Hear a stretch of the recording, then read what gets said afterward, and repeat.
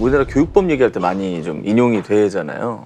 사도세자와 영조. 네. 사실 사도세자가 어릴 때 굉장히 똑똑하고 총명해요. 그러니까 아들이 똑똑하니까 영조가 이제 우리 아들 똑똑하구나 싶어서 조기 교육을 엄청 빡빡하게 시킨단 말이에요. 근데 이런 게 지금도 보면 우리 딸, 우리 아들 공부 좀 잘하는 것 같은데? 그럼 학원 막 엄청 보내고 뭐 조금 잘하는 것 같은데? 하면 그런 교육을 되게 많이 하잖아요. 근데 그러다가 막상 애들이 크면서 갈등을 부모님이랑 갖게 되잖아요. 근데 그런 상황에서는 대화가 좀 단절되는 경우도 많고 서로 의사소통이 안 되는 경우가 많은데 그 모습이 여기 고스란히 다 들어있어요. 좀 마음이 안 좋더라고요, 보면서. 네.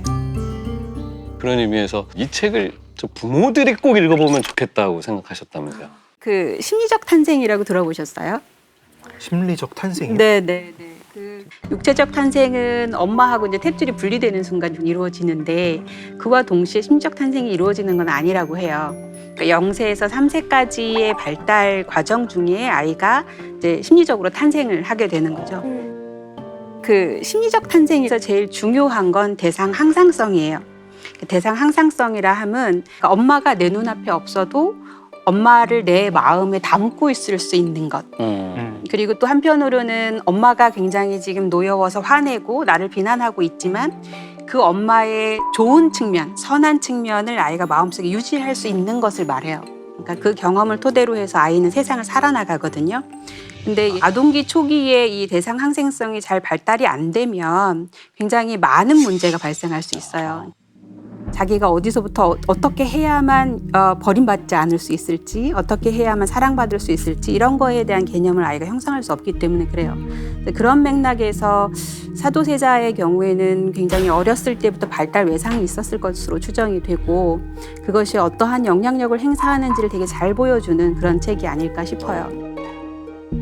사도세자 얘기를 하면서 이제 교육 얘기까지 해봤는데 과학자 김상욱 교수님은 아주 새로운 정보를 이 안에서 냉철하게 또 발견하셨군요. 이런 처참한 내용 속에서도 하나 눈에 탁 띈 부분이 있어서 여기 보면 그 인원왕후가 그 사도세자를 굉장히 아꼈다는 말이 나와요. 동궁을 향한 사랑으로 정을 다하여 특별한 반찬을 자주하여 보내주셨다. 권례 음식 중에서도 인원왕후전 음식이 아주 맛이 좋았다. 이걸 딱 보고서 갑자기 온갖 상상이 떠오르더라고요. 찾아보니까 아니나 다를까 이때 이 인원왕후전의 그 식당 아주 맛집으로 유명했다는 거예요. 이야. 그래서 이게 왜 맛집이었을까 그러고 이제 막 저의 특유의 찾아보기 와, 대단해. 찾아보지 저거는. 찾아보기를 해보니 보니 놀랍게도 탐정 같은 그런 느낌이 원서 하나를 붙잡고 지금 그 부엌의 책임자가 어의, 그러니까 의사죠. 바로 이 이시필이라는 분이 어의였고요. 소문사설이라는 책을 남겼거든요. 이게 그 소문사설이에요. 이 책은 당시 조선시대의 그 음식이라든가 여러 가지 그 잡학이라 그럴까? 그런 것들을 모아놓은 책으로 아주 유명한 책이더라고요. 음식 가운데 사도세자 어린이가 좋아했을 음식이 뭐가 있을까 찾아봤더니 뭐가 있어요? 들어보세요. 먼저 백설탕을 만든다. 여러 차례 정제해서 색깔은 희고 결은 보송보송하게 만든 다음 항아리에 넣는다. 단단히 봉해서 땅속에 묻어두었다가 3, 4년 뒤에 꺼내면 가볍고 푸석푸석해서 쉽게 바스라지고 신맛도 전혀 없다.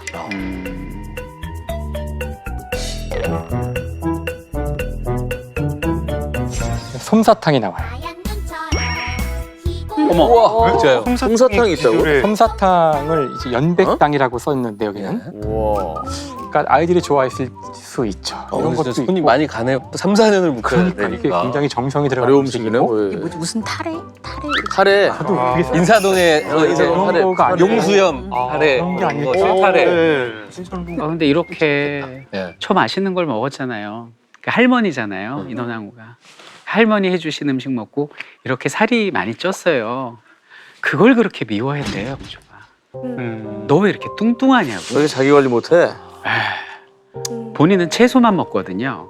근데 그렇게 몸이 비중해서 네가 백성의 아픔을 알 수 있겠냐. 하나부터 10까지 마음에 안 들어. 사실은. 이거군요. 예. 말라도 말랐다고 뭐라고 했을 것 맞아요. 같아. 그랬을 네. 거예요.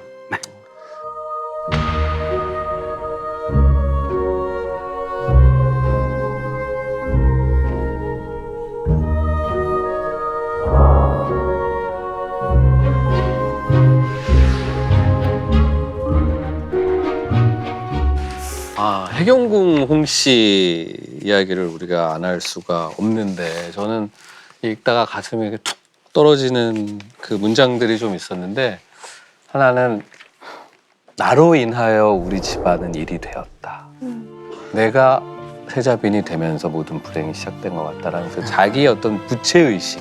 또 하나는 정조가 외제하고 약간 밖으로 도니까 이렇게 누가 와서 저러다가 큰일 나시겠어요. 모년일이 다시 일어날까 두렵습니다.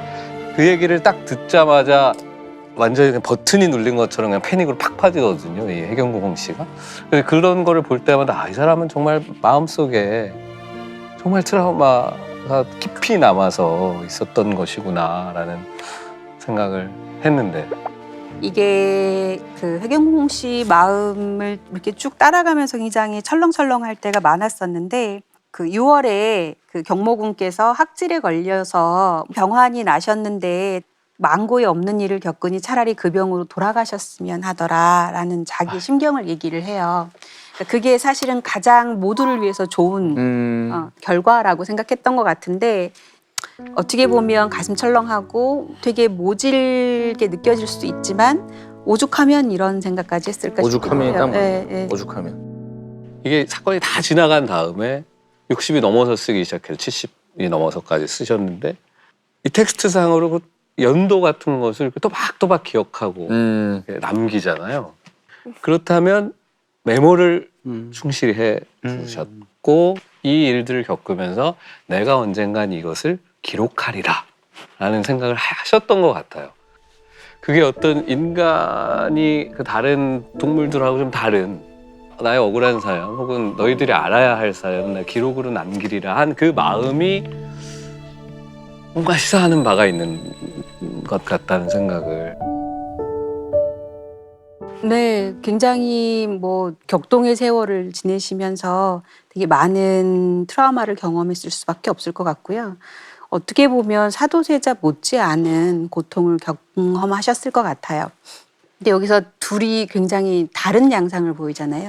사도세자는 말 표현 그대로 광증을 보여서 사실상은 어떤 자기 조절을 완전히 그냥 포기해버린 삶을 살았고 해경궁 홍씨는 80이 되는 나이까지도 굉장히 절제되고 나름 굉장히 지혜롭고 현명한 판단을 매 순간 할 수 있었는데 어디에서 이런 차이가 났을까 좀 살펴보면 사도세자의 경우는 아까 말씀하신 것처럼 정말 아무도 없었거든요, 내 편이.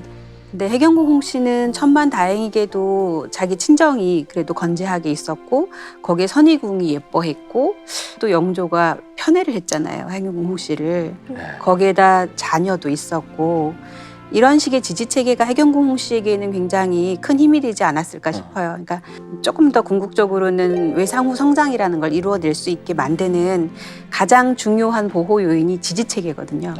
힘이 돼주는 사람이 네, 있어야 네, 네. 한다는.